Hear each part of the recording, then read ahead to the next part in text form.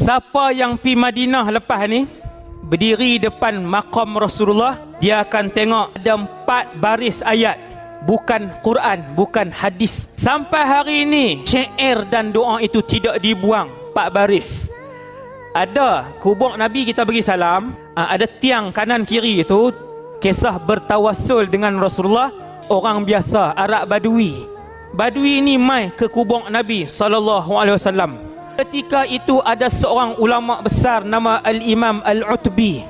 Badui ni mai menghampiri maqam Rasulullah SAW. Dia duduk dekat dengan kepala. Lalu Badui ni pun baca ayat Quran surah An-Nisa ayat 64. Siapa yang berbuat dosa kemudian pi bertawassul dekat Rasulullah SAW walaupun lepas Nabi wafat, Allah Ta'ala sebut, jikalau mereka menzalimi diri mereka, berbuat dosa, datang kepadamu iaitu Nabi Muhammad, lalu memohon kepada Allah dan Rasul, dan Rasul pun memohonkan ampun untuk mereka. Siapa pi kubur Nabi boleh buat macam ni. Ini antara amalan yang kita boleh lakukan kalau kita ke kubur Rasulullah sallallahu alaihi wasallam.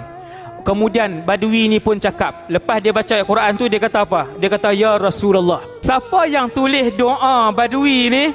Imam Utbi yang duduk di situ. Dia dengar Badui ni berdoa, dia kata, ya Rasulullah, aku datang kepadamu sebagai seorang yang penuh dosa dan kesalahan. Nabi meninggal kan Nabi hidup lagi? Nabi dah meninggal. Aku datang kepadamu dengan penuh penyesalan dan berharap akan syafaatmu di sisi Allah. Dia tak minta dengan Nabi, dia minta kepada Allah, bertawassulkan Rasulullah sallallahu alaihi wasallam. Habis dia berdoa, Badui itu pun baca syair yang saya sebut tadi ni.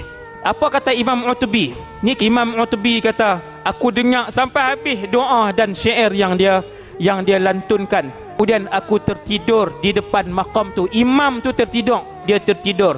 Dalam tidurku, lalu aku melihat Rasulullah SAW. Nabi kata apa? Nabi kata, wahai Utbi. Nabi panggil ulama tu.